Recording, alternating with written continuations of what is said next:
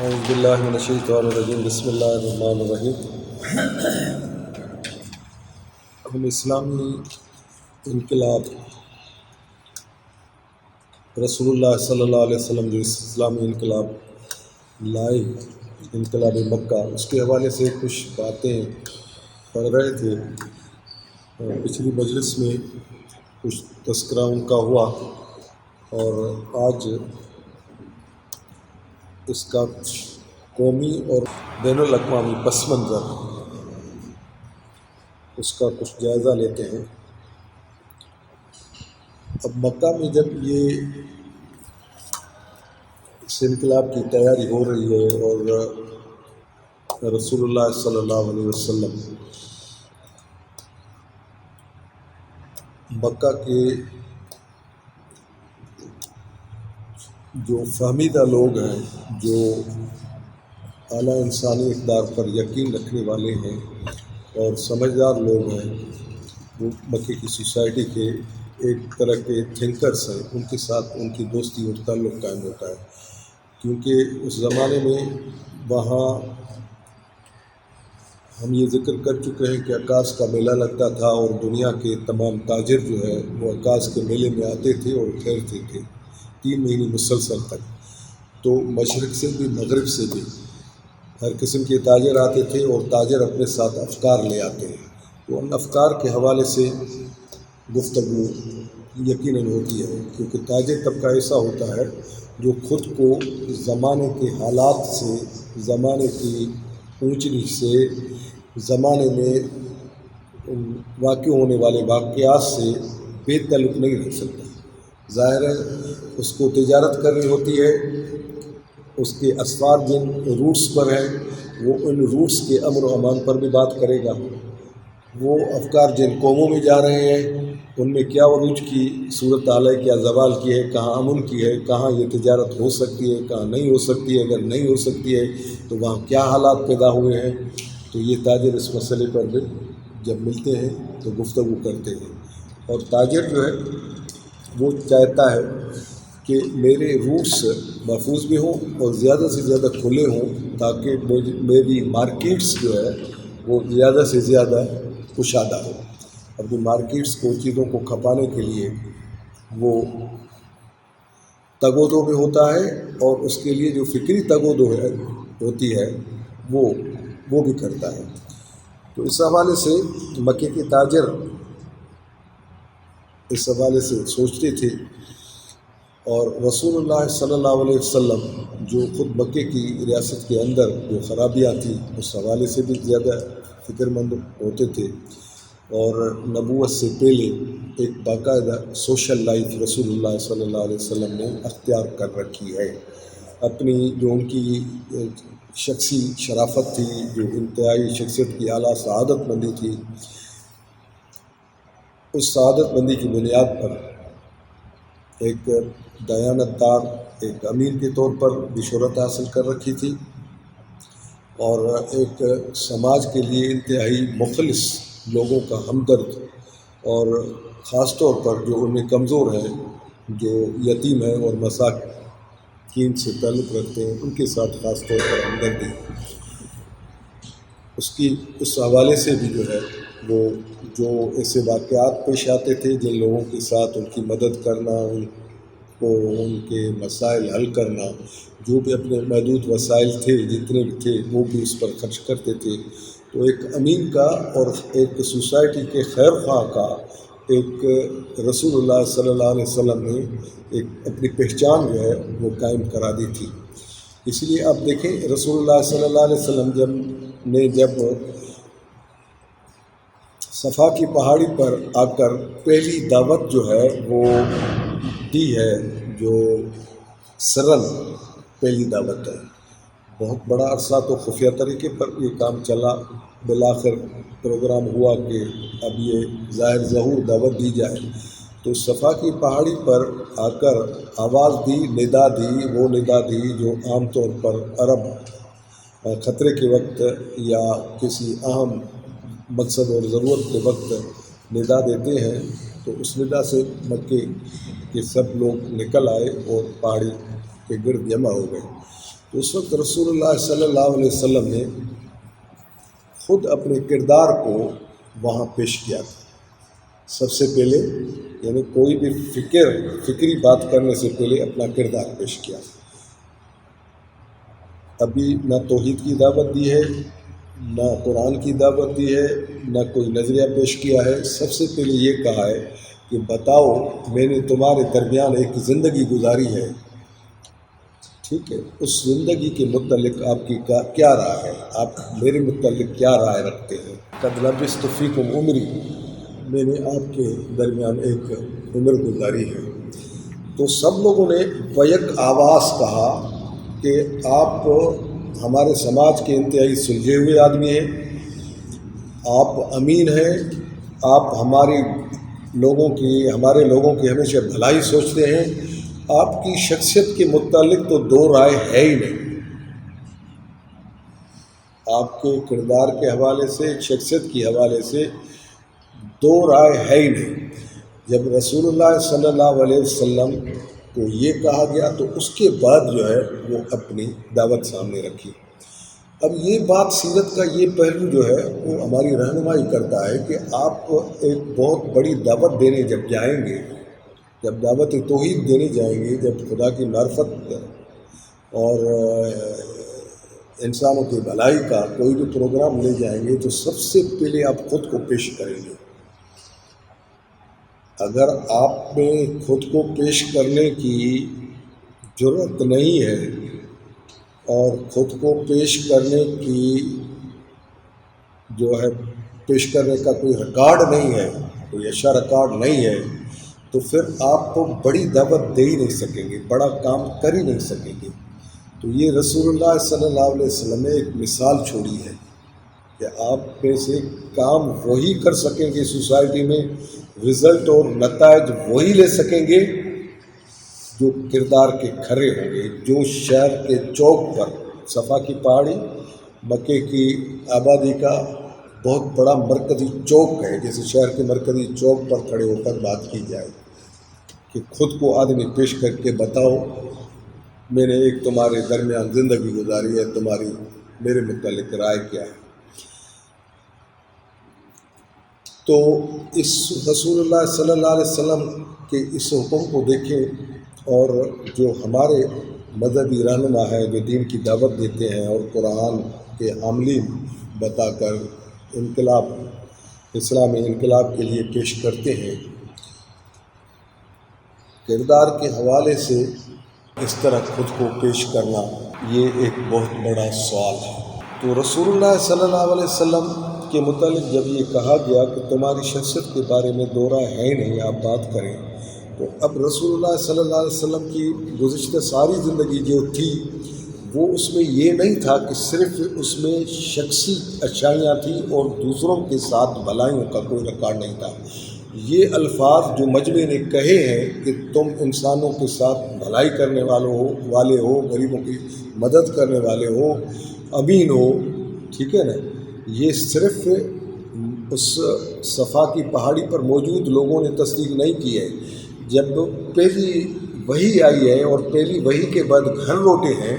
تو be be Khadija سے جب یہ ذکر کیا کہ میرے ساتھ یہ واقعہ ہوا ہے، تو بی بی خدیجہ رضی اللہ تعالیٰ عنہ کے الفاظ وہ بھی سیرت کی کتابوں میں کمال کے الفاظ ہیں، وہ سیرت کی کتابوں میں محفوظ کیے ہیں۔ بی بی خدیجہ رضی اللہ تعالیٰ عنہ کے الفاظ ہیں کہ آپ غریبوں کے ہمدرد ہیں، مساکین کا خیال رکھتے ہیں، انسانوں کی بھلائی سوچتے ہیں، انسانوں کے لیے فکر مند رہتے ہیں، اس لیے اللہ تعالیٰ آپ کے ساتھ بھلائی کر رہا ہے، بھلائی کرے گا۔ حضرت خدیجہ رضی اللہ تعالیٰ عنہا کے الفاظ جو ہے وہ نوٹ کرنے کے ہیں کہ وہ بھی یہی تصدیق کرتی ہیں۔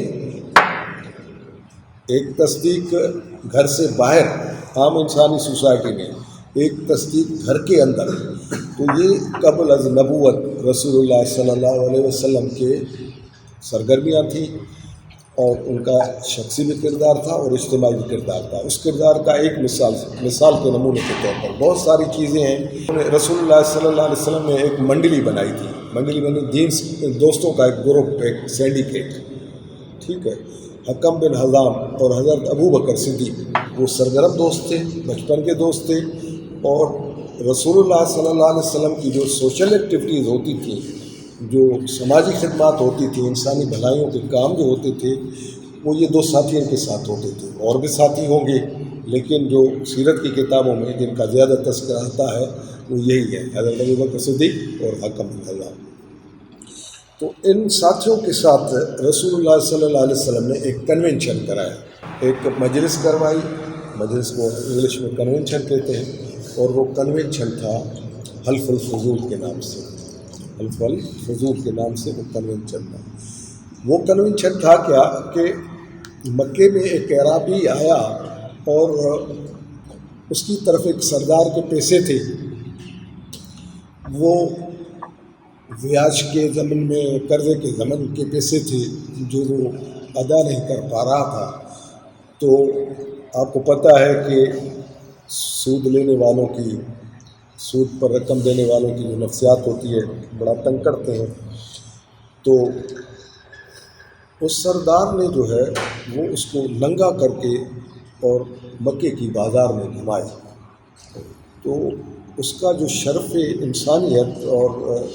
شرف آدمیت ہے، ظاہر ہے سخت مجبور ہوا ہے کہ انسان اس کو ننگا کر کے گھمایا جائے اس کی مجبوری کی وجہ سے۔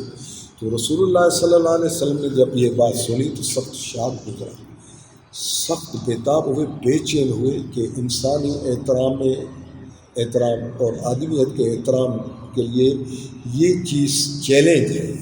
اور یہ ہماری روایات کے بھی خلاف ہے،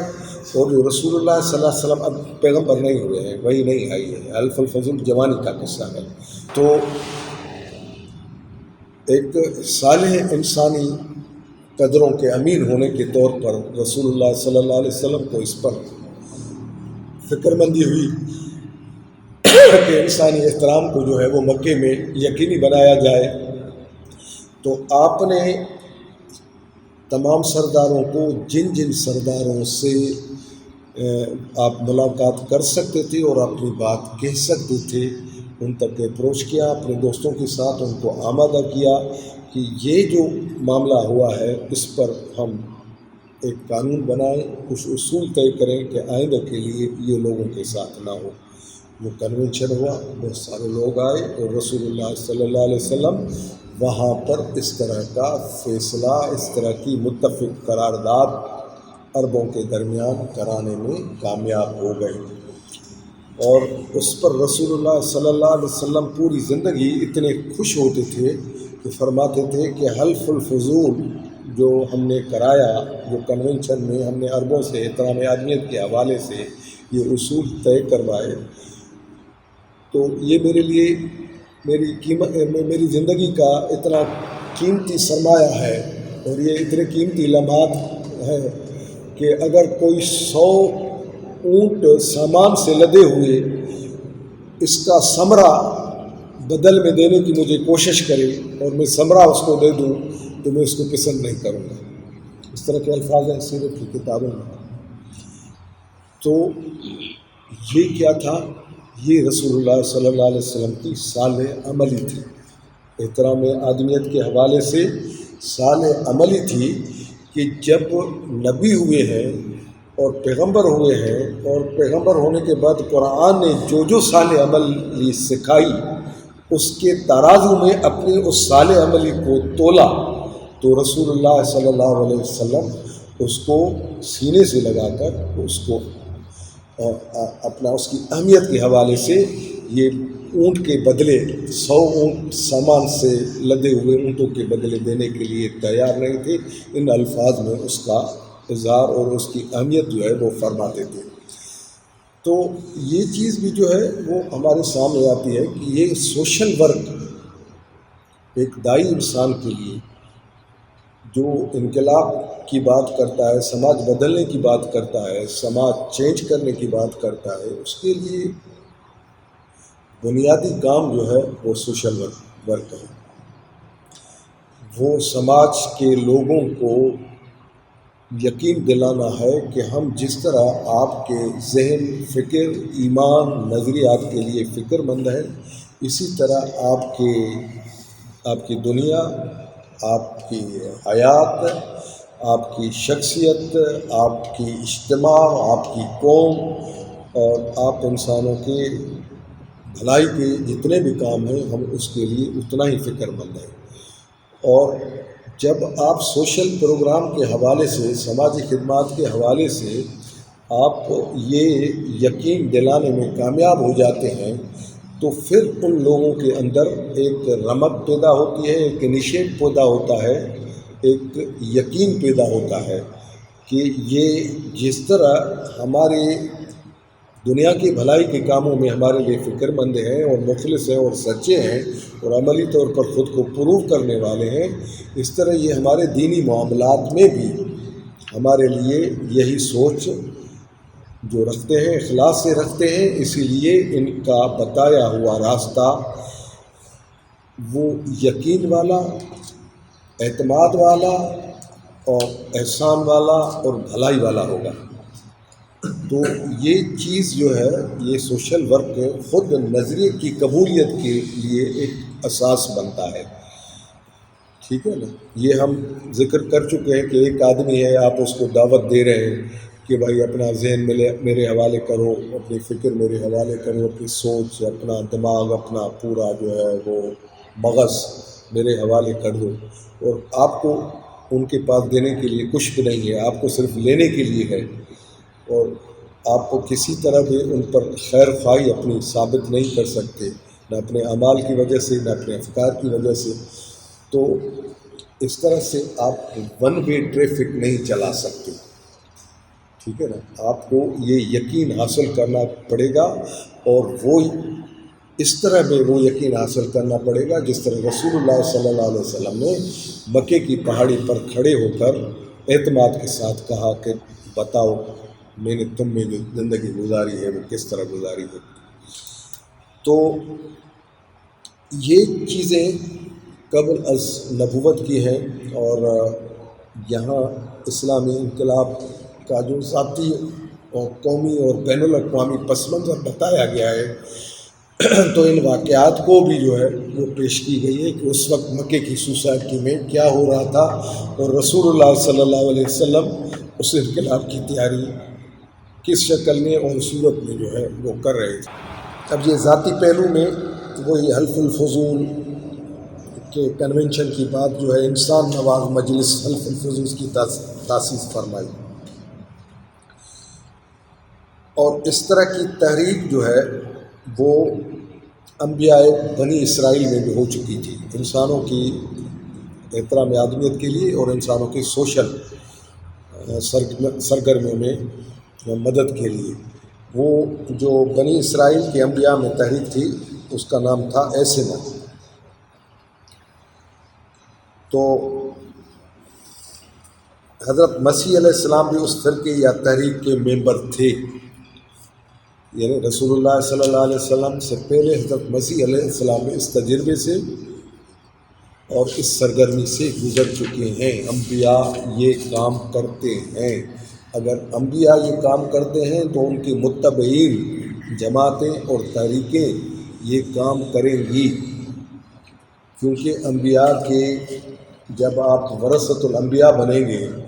اور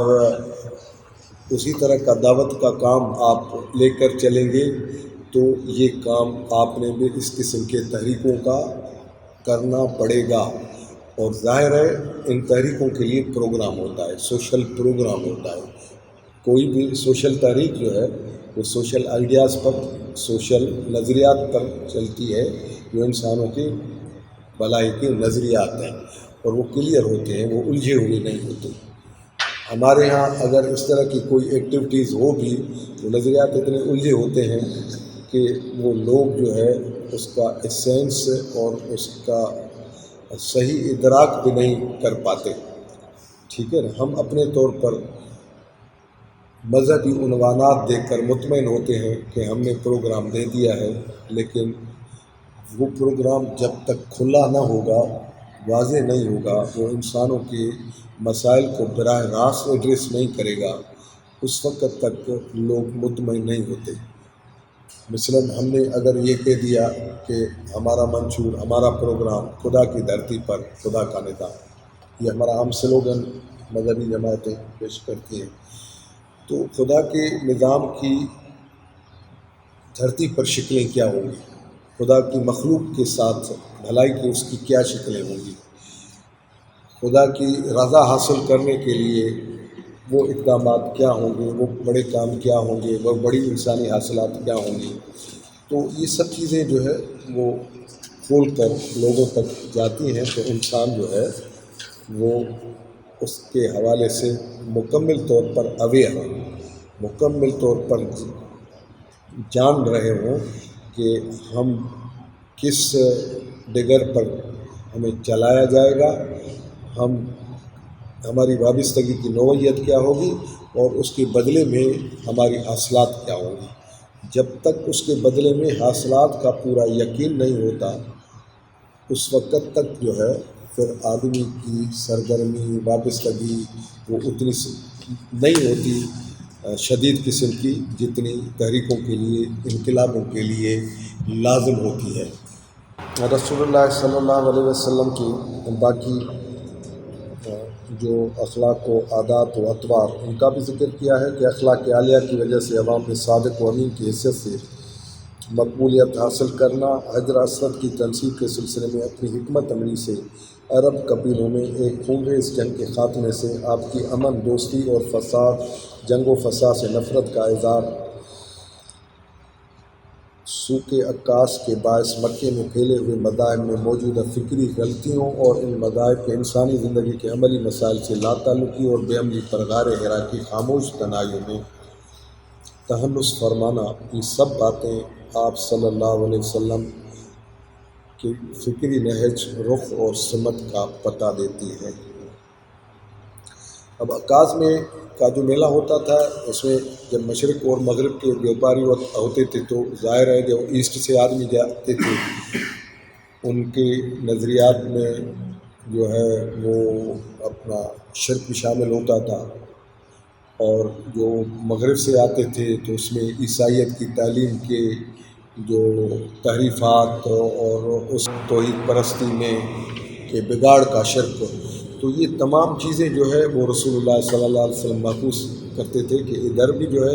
وہ آوا بگڑا ہوا ہے اور ادھر بھی جو ہے بہت خرابیاں پیدا ہو گئی تھیں، اب ان کو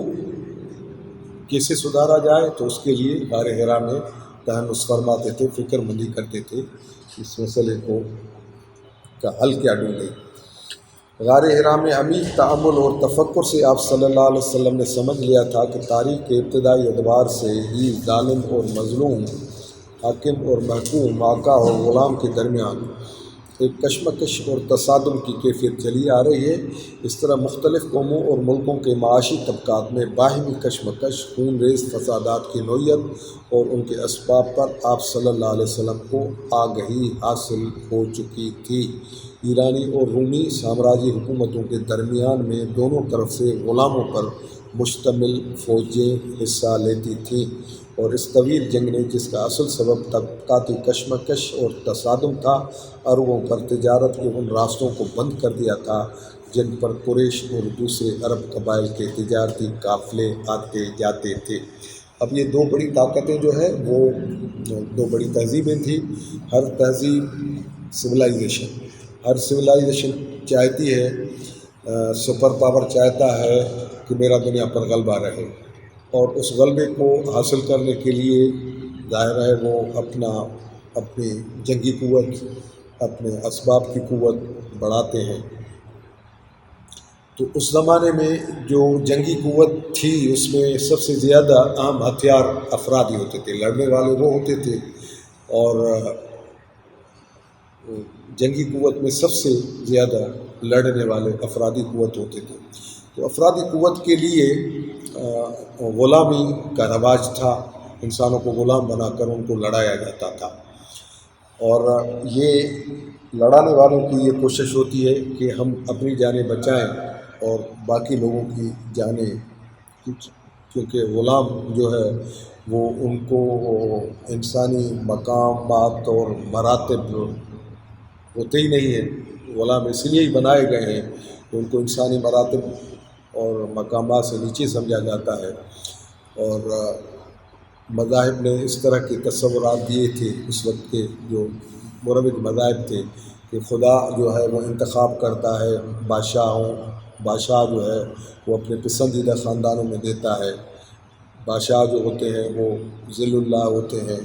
خدا کا پاشا ہوتے ہیں، خدا کا سایہ ہوتے ہیں،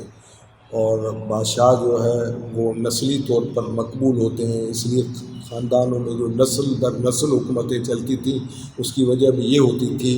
کہ یہ ان کے خاندان پر خدائی مہربانی ہے نسلی طور پر جن کو یہ مرتبہ ملا ہے۔ تو اس طرح نسلی تفوق انسانوں کے درمیان شدید تھا۔ اب یہ نسلی تفوق جو ہے وہ کچھ کو بادشاہی درجے پر کھڑا کر دیتا تھا اور کچھ کو جو ہے وہ انتہائی حقیر اور انتہائی ذلت آمیز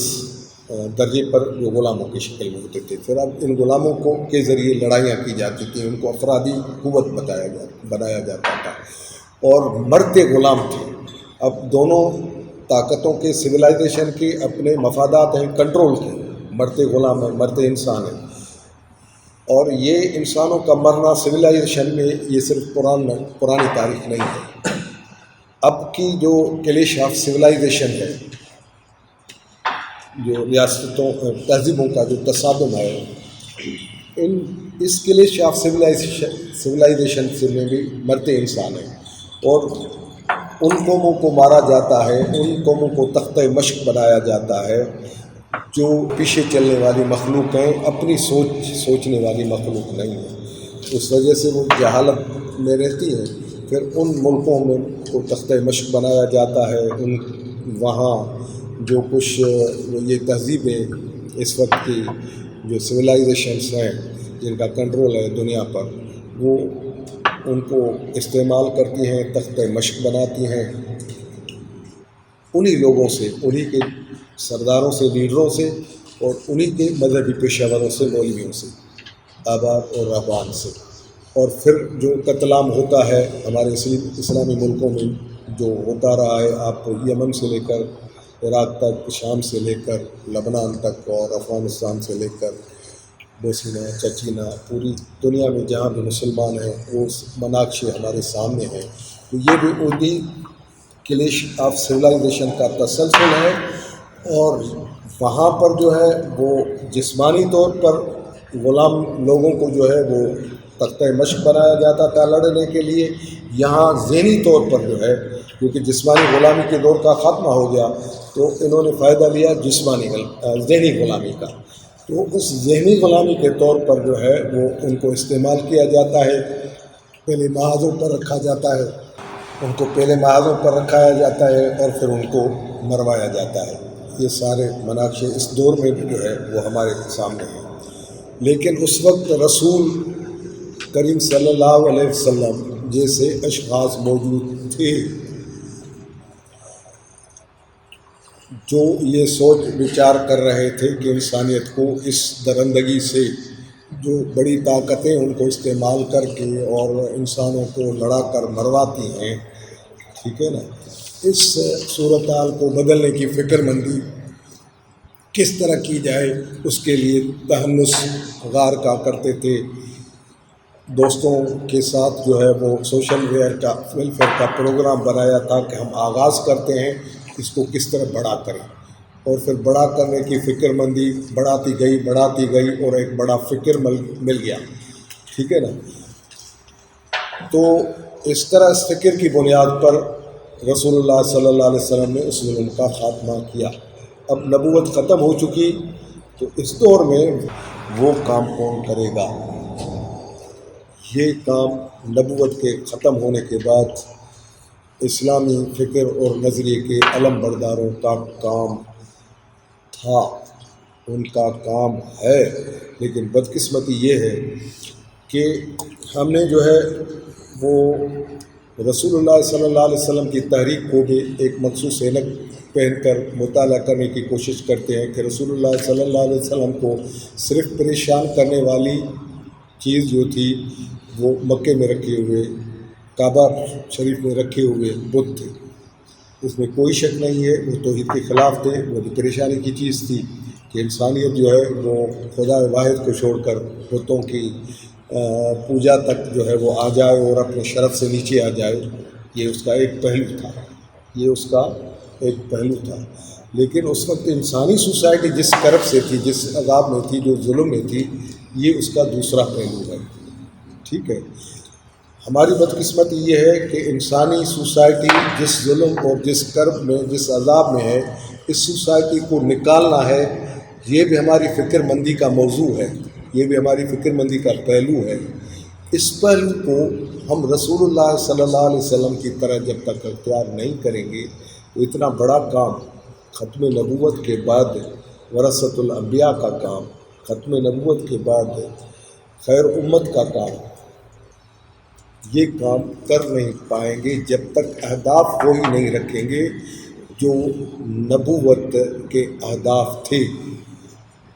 نظریات وہ نہیں رکھیں گے جو نبوت کے نظریات تھے، طریقہ کار وہ نہیں رکھیں گے جو نبوت کا طریقہ کار تھا۔ تو اس وقت تک جو ہے وہ ہم بڑے مقاصد حاصل نہیں کر سکیں گے، ہم یہ نبوت کے بڑے اہداف حاصل نہیں کر سکیں گے۔ تو رسول اللہ صلی اللہ علیہ وسلم نے یہ جس طرح کیا ہے، ان کی سیرت ہمارے لیے جو ہے وہ مشعل راہ ہے، ان کا اسوہ حسنہ ہے، اور یہ سب کچھ کام کیا قرآن حکیم کے بنیادی نظریے پر، اس آئیڈیالوجی پر۔ قرآن حکیم کی جو آئیڈیالوجی قرآن حکیم نے نظر توحید کی صورت میں ایک باقاعدہ فارمیٹ، ایک میتھمیٹیکل فارمیٹ میں قرآن حکیم نے ڈیزائن کر کے ہمیں جو ہے وہ بتائی، اس ڈیزائن کے ساتھ ہم جائیں گے۔ اگر اس نظر توحید کا صرف الوہیت کا پہلو ہم لیں گے کہ آدمی جو ہے وہ قبر پرستی چھوڑ دیں، بت پرستی چھوڑ دیں، تو یہ ایک پہلو ہے، ٹھیک ہے، یہ ایک پہلو ہے نظر توحید کا۔ لیکن نظر توحید کا ایک پہلو جو ہے وہ جو ہے توحید ربوبیت بھی ہے۔ جو توحید ربوبیت کا پہلو ہے وہ انسانوں کو ظلم سے نجات دلانا اور انسانوں کی نشو و نما، ان کے لیے اعلیٰ انسانی معاشرہ، ربوبیت کے تقاضے، انشاء الشیء حالاً فحالاً الی حد التمام۔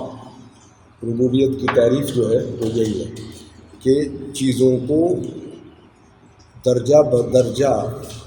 اس طرح ترقی دینا، اس طرح نشو و نما کرنا کہ وہ اپنے حد تمام تک پہنچ جائے۔ تو انسانی قافلے کو جو ہے اس کو ربوبیت کے ان مراتب سے مستفیض کرنا، انسانی معاشروں کو اس طرح ارتقا دینا، ان کی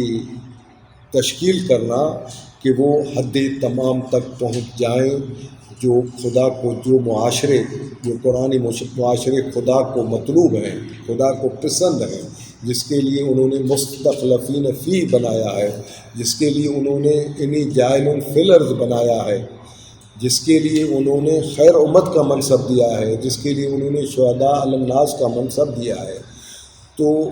وہ معاشرے جب تک قائم نہیں ہوں گے تب تک ان فرائض کی سر انجامی، ان فرائض کی ڈیوٹی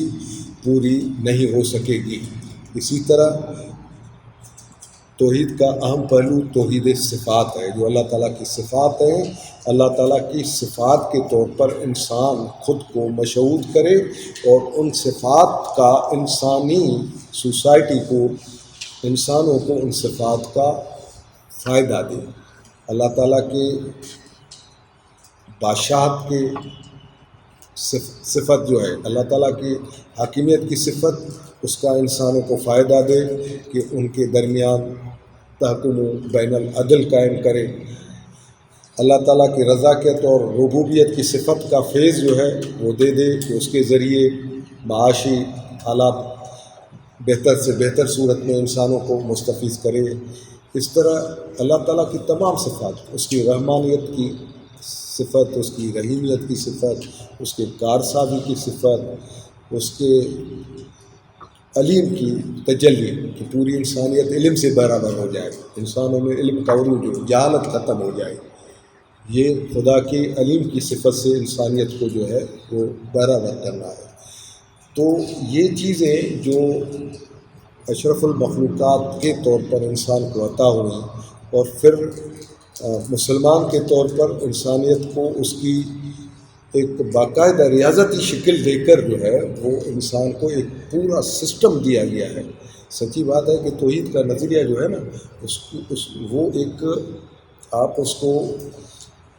سائنٹیفک فارمیٹ میں پڑھیں، اس کو میتھمیٹیکل فارمیٹ میں پڑھیں، توحید کے نظریے کو جاننے کی کوشش کریں تو سپریم جو ہے وہ ایک نظریاتی آئیڈیالوجی ہے۔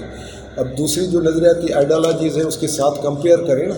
تو یہ جو دوسری نظریاتی آئیڈیالوجیز ہیں وہ انسان کے فرض کرو ایک سوشلزم کی نظریاتی آئیڈیالوجی ہے تو وہ انسانوں کے سماجی حالات کو، انسانوں کے معاشی حالات کو بہتر رکھنے کا ایک پروگرام رکھتی ہے فلاحی معاشرہ قائم کرنے کے لیے، اور انہوں نے فلاحی معاشرے قائم بھی کیے ہیں۔ لیکن انسان جو ہے وہ بنیادی طور پر جو ہے وہ ایک نورانی مخلوق ہے، ایک روحانی مخلوق ہے۔ تو انسان کے جو طبعی مسائل ہیں، جو انسان کے نفسی مسائل ہیں، ان مسائل کو سوشلزم کی آئیڈیالوجی ایڈریس نہیں کرتی، لیکن توحید کی آئیڈیالوجی ہے اس میں جو وحدت انسانیت ہے، وحدت ذات، خدا تعالیٰ کی وحدت ذات، اس میں اس کی یکسانیت کا پرتو آتا ہے وحدت انسانیت میں۔ تمام انسانوں کے اندر ایک وحدت پیدا کرتی ہے، تمام دینوں میں جو توحید کو تسلیم کرتے ہیں ان میں ایک وحدت پیدا کرتی ہے، اور یہ وحدت قرآن حکیم میں مختلف جگہوں پر جو ہے اس وحدت کی طرف حکم دیا گیا ہے کہ اس وحدت کی طرف انسانوں کو بلاؤ۔ تعالوا الی کلمۃ سواء بیننا وبینکم، ٹھیک ہے نا۔ تو یہ اعلیٰ انسانیت کی وحدت جو ہے وہ جو توحید کا نظریہ، توحید کی آئیڈیالوجی جو ہے وہ جو پیدا کرتی ہے وہ دوسرے افکار نہیں کر سکتے۔ یہ جو انسانی سفر 200-250 سالہ نظریات کے ارتقاء کا انسانوں پر گزرا ہے، اس میں بڑے تجربے انسانوں نے کیے ہیں۔ انسانوں نے بڑے سے بڑے تجربے سائنسی ترقی اور ٹیکنالوجی کے حصول پر کیے۔ مادی ترقی نے، سوشل ترقی نے انسان کو سائنس اور ٹیکنالوجی میں ترقی کے انتہائی منازل تک تو پہنچا دیا، لیکن انسان کو یہ سلیقہ اور انسان کو یہ اسپرٹ اور یہ تعلیم پیدا کرنے میں ناکام ہوا کہ اس سائنسی ترقی کو، اس ٹیکنالوجی کی ترقی کو اور اس کے مختلف ذریعوں کو انسان کی بھلائی اور فلاح کے لیے ہی استعمال کس طرح کیا جائے، یہ سلیقہ جو ہے وہ پیش نہیں کر سکے۔ اسی لیے اس ترقی کے نتیجے میں، اس مادی ترقی کے نتیجے میں، اس سائنسی ترقی کے نتیجے میں بڑی سے بڑی حاصلات حاصل ہونے کے باوجود یہ دنیا 2 بڑی عالمگیر جنگوں سے گزری، بارود اور بموں کی اور ہتھیاروں کی جو ہے وہ منہ کھول دے گئے اور کروڑوں انسان ہلاک ہوئے۔ تو وہ کیوں ہوا؟ اس لیے کہ یہ ترقی کے منازل جو ہے وہ تو حاصل ہو گئے ہیں، لیکن ان کے صحیح استعمال کا، متوازن استعمال کا کوئی بڑا عالمی فکر، بڑا عالمی نظریہ جو انسانوں کے ذہنوں کو ایڈریس کرے اور ان کے قلب کو ایڈریس کرے اور وہ اس پر آمادہ کرے۔ تم آگ کے گڑھے پر کھڑے تھے، فَأَلَّفَ بَيْنَكُمْ، پھر تم میں انہوں نے محبت پیدا کی اور آپ کو اس گڑھے سے جو ہے گرنے سے، آگ کے اس گڑھے میں گرنے سے بچا دیا۔ تو یہ محبت جو ہے، وحدت، یہ یکجائی، یہ محبت، ایک دوسرے کے لیے جینا، ایک دوسرے کے لیے قربان کرنا، ایک دوسرے کو قتل کرنا نہیں، ٹھیک ہے، یہ وحدت جو ہے یہ توحید کے نظریے نے دی تھی۔ اور آپ نے دیکھا کہ رسول اللہ صلی اللہ علیہ وسلم نے اس وحدت کو قائم کر کے دکھایا۔ مدینہ کی ریاست جو ہے، جو قائم کی ہے، مدینہ کی ریاست میں اس وحدت کو قائم کر کے دکھایا۔ تمام مدینہ کے قبائل کو، یہودیوں کو، دوسرے مذاہب کے لوگوں کو، مسلمانوں کو اکٹھے بٹھا کر ملت واحدت کی تشکیل دی۔ آپ میثاق مدینہ پڑھیں، میثاق مدینہ کی 53 یا 54 چھکے ہیں۔ ان چھکوں میں جو ہے یہ کلیئر لکھا ہوا ہے کہ ہم مدینے کی ریاست جو ہے دولت عربیہ کا بنیاد رکھ رہے ہیں اور ایک ملت واحدہ کا جو ہے وہ آغاز کر رہے ہیں، ملت واحدہ کی بنیاد ڈال رہے ہیں۔ تو یہ ملت واحدہ کا وجود جو ہے نظریہ توحید کا نتیجہ تھا، نظریہ توحید کی جو ہے وہ حاصلات تھی۔ وہی نظریہ توحید اپنی اصل صورت میں قرآن حکیم کے ذریعے ہمارے ہاں موجود ہے۔ اس طرح کی عالمی ملت واحدہ جو رسول اللہ صلی اللہ علیہ وسلم نے جس کی تشکیل کی، آج کے دور میں اسی طرح کی ملت واحدہ کی تشکیل اسی توحید کے نظریے پر ہو سکتی ہے۔ نظریہ وہی موجود ہے لیکن پیٹرن وہی ہمیں اسوہ حسنہ بنانا پڑے گا جو رسول اللہ صلی اللہ علیہ وسلم نے اختیار کیا کہ خدا کے حکم کے مطابق سب کو اپنی طرف بلا لیا اور سب کو جو ہے وہ آمادہ کیا کہ اعلیٰ انسانی مقاصد کے لیے ہم اکٹھے چل سکتے ہیں۔ پھر جو 54 چھکیں آپ پڑھیں اس میں انسانوں کی بھلائی اور معاشرے کی جو ہے وہ حفاظت، دفاع اور معاشی مسائل، انسانی مسائل کو حل کرنے کے لیے وہ سب شکیں موجود ہیں۔ تو ہمارا تو المیہ یہ ہے کہ سیرت کی اگر 1000 کتابیں ہیں اس وقت، اردو میں 1000 سے زیادہ کتابیں ہوں گی، لیکن ان 1000 کتابوں میں سے سیرت کی 1% بہت بڑی ہے۔ 1000 کا 1% 10 کتابیں بنیں گی، ہاں 10 کتابیں بنیں گی، لیکن صرف 2 کتابوں میں میثاق مدینہ کا تذکرہ، میثاق مدینہ کا صرف الفاظ کا تذکرہ تو ہر سیرت میں ملے گا، لیکن اس کی 54 چھکیں، میثاق مدینہ کا اصل جو ہے ڈرافٹ، یہ عربوں کی قومی مملکت تھی، دولت عربیہ اس کا نام تھا، ملت واحدہ قائم کرنا اس کا اصل مقصد تھا، اور اس کی یہ 54 چھکیں ہیں۔ یہ بیچارے ڈاکٹر حمید اللہ جو فرانس میں رہتے ہیں، وہ فرانس میں رہے ہیں، بڑے تحقیقی ذہن کے، سوچ کے اور نوعیت کے عالم ہیں، مفکر ہیں۔ اس نے یورپ کی بڑی بڑی لائبریریوں کو، قلمی نسخوں کو نکال کر دیکھ کر یہ چیز نکالی اور اپنی سیرت کی کتاب میں شامل کر لی ہے۔ یہ چیز مولانا ابوالکلام آزاد نے جو سیرت کے حوالے سے مضامین لکھی، اور وہ مولانا غلام رسول مہر نے رسول رحمت کے نام سے جو ہے وہ کتاب میں اکٹھے کیے، کمپائل کیے، تو اس کتاب میں بھی جو ہے وہ یہ میثاق جو ہے وہ موجود ہے۔ تو اسی طرح 2 کتابیں ہیں، اسی طرح کی 2-4 کتابیں اور نکل سکتی ہیں۔ 1% سے زیادہ جو ہے وہ سیرت کی کتابوں میں اس میثاق کا ذکر ہی نہیں ہے، اور یہ مسلمانوں کا کتنا بڑا المیہ ہے کہ رسول اللہ صلی اللہ علیہ وسلم کا اسوہ حسنہ پڑھایا جائے،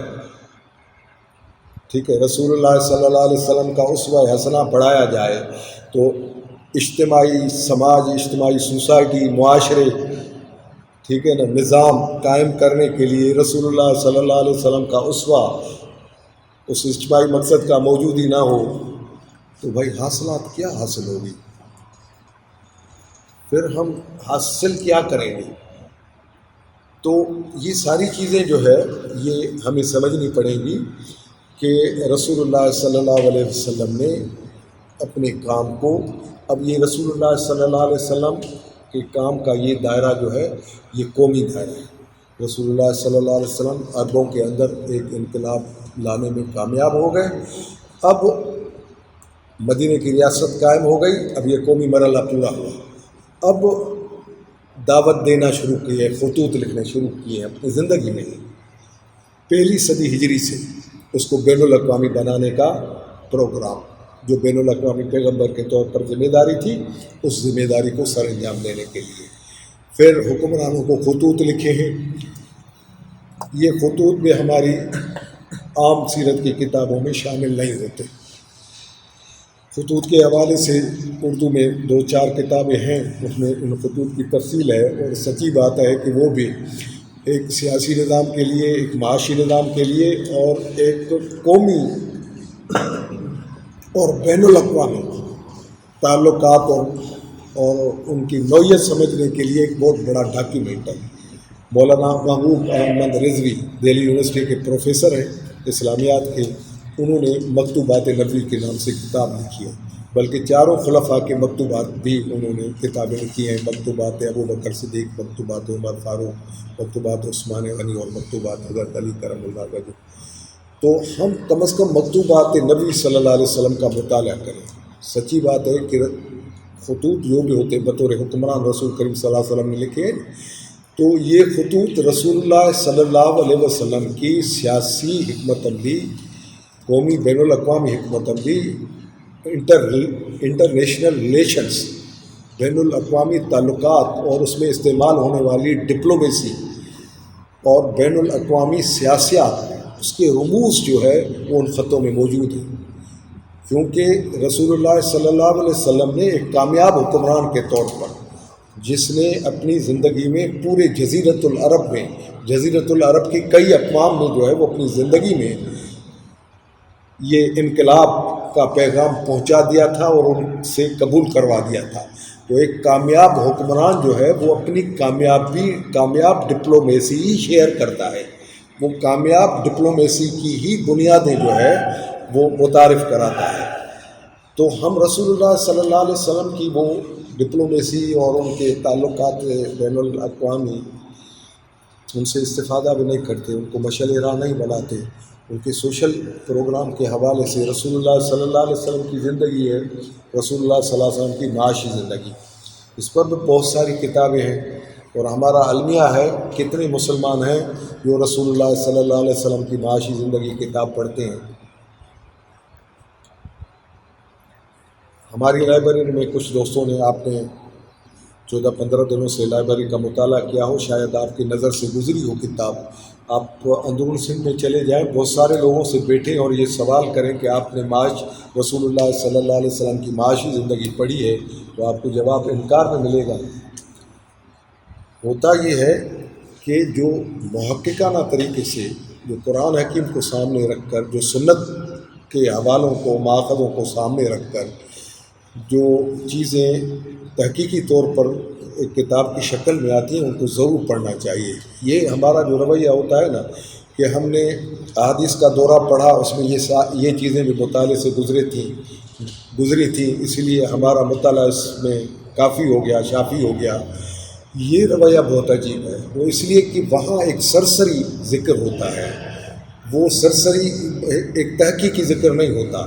وہ سرسری ذکر بیان کرنے والوں نے بیان کیا، راویوں نے اس کو محفوظ کیا اور ان کو کتابوں میں شامل کر دیا، تو اس کی نوعیت ایک منضبط معاشی زندگی کے طور پر، نظام زندگی کے طور پر جو ہے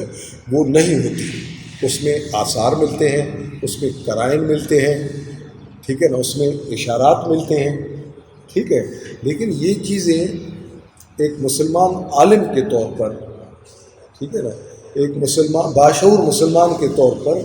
یہ ہمیں علمی طور پر، ایک باضابطہ علم کے طور پر ہمیں جو دور ملا ہے، اس دور کو بھی سمجھنے کی ضرورت ہے نا۔ رسول اللہ صلی اللہ علیہ وسلم کی معاشی زندگی، پروفیسر مولانا نور محمد غفاری، یہ بہت بڑی بلند پایہ کتاب نہیں ہے، لیکن جو ہمارے ہاں یہ رویے ہی نہیں ہیں ان موضوعات پر لکھنے کے، اس میں ایک اچھی چیز ہے، اور ابتدائی مطالعے کے لیے جو ہے وہ کفالت کرتی ہے۔ لیکن رسول اللہ صلی اللہ علیہ وسلم کی معاشی زندگی جو ہے وہ پورے قرآن میں پھیلی ہوئی ہے، وہ قرآن میں رسول اللہ صلی اللہ علیہ وسلم کی مکمل پھیلی ہوئی ہے، اور وہ رسول اللہ صلی اللہ علیہ وسلم کی معاشی زندگی جو ہے وہ کتاب انقلاب مکہ، اس کتاب کا سندھی ترجمہ ہم نے کیا ہے، مکے کے انقلاب جو طبقاتی مطالعہ، تو رسول اللہ صلی اللہ علیہ وسلم کے معاشی زندگی کی تمام تفاصیل انقلاب مکہ کتاب جو الطاف جاوید کی ہے اس میں ہے، اس کتاب کا بھی ہے جو ہے وہ لازمی طور پر مطالعہ کرنی چاہیے۔ ان دونوں کتابوں سے بہت ساری باتیں جو ہے وہ ہمارے سامنے آ جاتی ہیں۔ تو میں یہ گزارش کر رہا تھا کہ ہمیں جو دور ملا ہے اور ہمیں جو وحی کی تعلیم ملی ہے، جس دور میں ملی ہے، اس کا پہلا پیغام جو ہے وہ اقرأ بسم ربک الذی خلق ہے، اور اس کے بعد علم بالقلم ہے اور علم الانسان ما لم یعلم ہے۔ اب یہ علم بالقلم، ٹھیک ہے نا، ہم نے انسان کو قلم کا علم عطا کیا۔ قلم کا علم جو ہے وہ صرف یہ پین نہیں ہے، یا اس زمانے میں جو مروج تھا، تو علم بالقلم سے یہ صرف مادی شکل قلم کی نہیں ہے، بلکہ علم بالقلم سے مراد ہے کہ اب جو دور ہے، اب جو آپ کو علم مل رہا ہے، اس کا علم کا پیٹرن، میتھڈالوجی، اس علم کی جو میتھڈالوجی آپ کو مل رہی ہے وہ قلم کے علم کی مل رہی ہے۔ اور وہ میتھڈالوجی جو خاص ہے کہ پہلے جو علمی میتھڈالوجیز موجود تھیں وہ یونانی طریقہ کار، یونانی میتھڈالوجی تھی، منطقی بنیاد پر، استخراجی بنیاد پر۔ اس میں ایک قاعدہ کلیہ بنا کر باقی چیزوں کو اس قاعدے کلیہ پر جو ہے وہ پرکھنے کی کوشش کی جاتی ہے۔ منطقی طریقہ جو ہے وہ یہ ہوتا ہے، جن طلباء نے منطق کی کتابیں پڑھی ہوں گی تو وہ اس بات کو آسانی سے سمجھیں گے، ایک کلیہ قانون بنا کے باقی استخراج اس سے کیا جاتا ہے۔ قرآن حکیم نے جب علم بالقلم کی بات کی ہے تو وہ میتھڈالوجی چینج کر کے استقرائی میتھڈالوجی، ٹھیک ہے، استقرائی میتھڈالوجی کو متعارف کرایا ہے کہ یہ میتھڈالوجی تھی کہ اب تجربے، مشاہدے اور تحقیق جو ہے وہ بنیادیں ہوں گی کہ یہ جو ہے علمی طور پر اس چیز کی نوعیت کیا ہے۔ علم بالقلم جو ہے وہ استقرائی طریقہ ہے اور یہ مشاہدے اور تجربے کا ہے۔ تو قرآن حکیم نے اس دور کو جنم دیا کہ آئندہ دور میں علوم جو ہے وہ استقرائی طریقے پر جو ہے وہ جانچے جائیں گے، تجربے اور مشاہدے کی بنیاد پر، اور یہی تجربہ اور مشاہدہ سائنس کی بنیاد بنا ہے۔ یہی تجربہ اور مشاہدہ جو ہے وہ سائنس کی بنیاد بنا ہے۔ اب ہماری جتنی بھی بیماریاں ہیں، ان بیماریوں کو جتنا تفصیل سے جانا گیا ہے تو یہ تجربے اور مشاہدے سے ہوا ہے۔ اگر یہ قاعدے کلیے سے چلتا تو یہ ہم ان تجربات اور مشاہدات سے نہیں گزرتے تھے۔ انسانیت کو یہ جتنی بڑی حاصلات استقرائی طریقے سے ہوئی ہیں تو یہ قرآن حکیم کا فیض ہے کہ اس نے علم بالقلم سے تجربے اور مشاہدے کے دور کا آغاز کیا، اور یہ تجربے اور مشاہدے کا دور جو ہے وہ انسانیت کے لیے ایک بڑی سعادت اور ایک بڑی جو ہے وہ سائنسی تحقیق کی شکلوں میں، صورتوں میں ایک بڑی حاصلات بنا۔ تو اب اسی علمی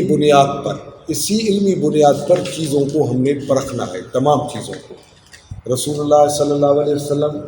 کی زندگی کے معاشی پہلوؤں کو بھی اس تحقیق سے، صرف سنی سنائی چند باتوں سے نہیں۔ اب اگر ہم یہ کہتے ہیں کہ ہم نے کچھ سنی سنائی باتوں سے رسول اللہ صلی اللہ علیہ وسلم کی معاشی زندگی کا احاطہ کر لیا جو محدث نے بتائیں، اور اس سے ہم نے علمی طور پر کمال حاصل کر لیا، یہ کافی نہیں ہوگا۔ وہ اس لیے کہ جب تک آپ اپنے تجربے اور مشاہدے کی تحقیق میں نہیں جائیں گے، یعنی اور سورسز اور جو ہے وہ اندیے، پھر ان کی انالائسس، پھر ان کے تفاصیل، پھر ان سے نکات، ریلیٹڈ اسٹڈی، ٹھیک ہے نا، ریلیٹڈ اسٹڈی، مثلا رسول اللہ صلی اللہ علیہ وسلم کی ہم قبل از نبوت تاریخ ہمیں پڑھنی پڑے گی کہ رسول اللہ صلی اللہ علیہ وسلم نے 40 سالہ زندگی کوئی معمولی زندگی تو نہیں ہے، 40 سالہ زندگی کوئی معمولی تو نہیں ہے۔ تو 40 سالہ زندگی میں بھی رسول اللہ صلی اللہ علیہ وسلم نے ایک معاشی زندگی تو گزاری ہے نا، جس کی کچھ تفصیلیں ہم ڈسکس کر چکے ہیں نا، ٹھیک ہے نا، وہ ہمیں ملتی ہیں۔ تو یہ کہاں سے حاصل ہوا؟ یہ ہم جب تاریخ میں تحقیق کا ماخذ ہم نے بنایا، مشاہدے کا ماخذ بنایا، تو یہ چیز بھی ہماری مددگار ہو گئی۔ اس طرح کے بہت سارے پہلو۔ تو ہم رسول اللہ صلی اللہ علیہ وسلم کی زندگی کو، نظریہ توحید کی تفاصیل کو، ان سب چیزوں کو استقرائی طریقوں پر، تحقیقی اور مشاہداتی طریقوں پر جاننے کی کوشش کریں گے تو ہمیں بہت کچھ حاصلات حاصل ہوں گی۔ جس طرح انسانوں کی اپنی ذاتی زندگی میں، انسانوں کی مادی زندگی میں تجربے اور مشاہدات نے لاکھوں تحقیق کے، معلومات کے، نالج کے جو ہے وہ ڈھیر لگا دیے ہیں لاکھوں کی تعداد میں، اسی طرح ہمیں نظریات کی زندگی میں بھی، ہمیں آئیڈیالوجیز کے طور پر بھی اسی استقرائی طریقے سے بھی لاکھوں ڈھیر لگ کر مل جائے گی۔ لیکن ہم صرف پیٹرن کو تو چینج کریں نا، جو قرآن نے ہمیں بدلا ہم اس کے مطابق بدلنے کے لیے تیار ہی نہیں ہیں۔ پتہ نہیں کتنے عرصے تک یونانی تعلیم کا غلبہ ہمارے اس میں رہا ہے۔ قرآن نے 1400 سال پہلے اس کا چیپٹر کلوز کر دیا کہ بھائی استقراتی طریقے سے، ان قاعدے و کلیوں سے جو ہے ان کو چھوڑ دو، اب تجرباتی اور مشاہدی پر آئے۔ ہم کئی سالوں تک، کئی صدیوں تک، ہمارے اساتذہ کے زمانے تک بھی جو ہے وہ یونانی منطق جو ہے وہ پڑھائی جاتی رہی ہے۔ ایک سبجیکٹ کے طور پر، ایک تاریخ کے طور پر پڑھنا وہ ایک الگ بات ہے، لیکن اپنے علمی بنیادوں کو اس پر استوار کرنا،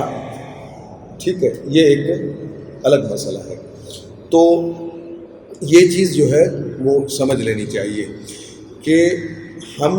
ہم اگر جو قرآن نے پیٹرن قائم کیا ہے، جو میتھڈالوجی بتائی ہے، اس کے مطابق چلیں گے تو ہم زیادہ سے زیادہ نتائج حاصل کریں گے، ورنہ ہم نتائج سے جو ہے وہ محروم رہیں گے۔ بالآخر اس تہنس، اس تأمل و تعمق کے فکر نے ماہ رمضان کی 17 تاریخ کی مبارک شب کے آخری حصے میں، جسے قرآن نے لیلۃ القدر کہا ہے، آپ کی عمر مبارک 40 برس کی ہو چکی تھی۔ وحی الہی کی روشنی میں سورہ الگ کی پہلی 5 آیات میں زندگی کو پھر سے سرسبز و شاداب اور رواں دواں کرنے، انسانوں کے درمیان نسل، قومیت، رنگ، مذہب اور زبان کے اختلاف کی بنیاد پر پیدا ہونے والی تفریق و نفرت کو ختم کرنے، بھوک، افلاس اور جہل سے نجات دلانے، زندگی سے بے مقصد اور لا حاصل اور لا یعنی تصورات کو باہر کر دینے، مظاہر فطرت کی پرستش کے بجائے ان کے مطالعے اور ان میں کام کرنے والے قوانین کو سمجھنا اور ان انسان کے تعمیری مقاصد اور بہبود کے لیے استعمال کرنے اور تخلیق کے مسئلے کو صحیح بنیادوں پر حل کرنے کے لیے نہ صرف اساسی تصورات مہیا کر دیے بلکہ عملی اقدام کا راستہ بھی سمجھایا۔ ٹھیک ہے، لہذا ظہور اسلام سے قبل کے ان ذاتی، قومی اور بین الاقوامی حالات اور وحی الہی کی روشنی میں جو وجود انٹولوجی اور علم ایپسٹیمولوجی کے اساسی مسائل کا حل دینے سے نبوت کے خاتمے کے اسباب مہیا کر دیے گئے۔ اب اساسی مسائل مل گئے انسانیت کو، وجود کے حوالے سے بھی اور علم کے حوالے سے بھی، دونوں حوالوں سے۔ اب نبوت ختم ہو گئی، جس کے معنی یہ تھی کہ وحی اول کے بعد آنے والے زمانوں میں انسان کو بار بار نبوت کی رہنمائی کی ضرورت نہیں رہے گی، بلکہ وہ اپنے علم اور تجربے اور وحی الہی کے حیات انسانی کے تمام پہلوؤں پر اساسیات، فنڈامنٹلز کی روشنی میں، جو قرآن میں اساسیات دیے گئے ہیں، جو بنیادی اصول دیے گئے ہیں، ان کی روشنی میں اور ان کی مدد سے اپنے نصب العین یعنی عالمگیر روحانی، ٹھیک ہے، عالمگیر روحانی اور غیر طبقاتی معاشرہ، ہم نے کہا نا کہ جو کمی ہوئی ہے انسانیت کو آئیڈیالوجیز کی ترقی میں، روحانی کمی ہوئی ہے، ایک انسان کے نورانی اور نفسی وجود کی کمی ہوئی ہے۔ تو اس کمی کو ہم مسلمان قرآن کی فکر پر، توحید کے فکر پر ختم کر سکتے ہیں۔ معاشرے کی منزل تک رسائی حاصل کرنے کے قابل ہو گیا ہے، جس سے فرد اپنی بیگانگی ذات، سیلف ایلینیشن کے بھمر سے نجات پالے گا اور اس انسانیت اپنی کھوئی ہوئی وحدت اور جنت کو دوبارہ حاصل کر لے گی۔ اب اس کی مزید تفاصیل جو ہے نا، یہ جو ہم بحث کر چکے ہیں آگے ہیں، لیکن ہمارے پاس وقت نہیں ہے۔ یہ ساری تفاصیل آپ نے پڑھنی ہے جا کے۔ جو معاشیات قرآن کے ساتھی یہاں سے کورس کر کے جا رہے ہیں، ان تفاصیل کو ایک ایک پیراگراف کر کے، ایک ایک جملہ کر کے سمجھنے کی ضرورت ہوگی۔ ہم نے بنیادی چیزیں آپ کو بتا دی ہیں، آپ ان بنیادوں پر ان چیزوں کو آسانی سے سمجھ سکتے ہیں۔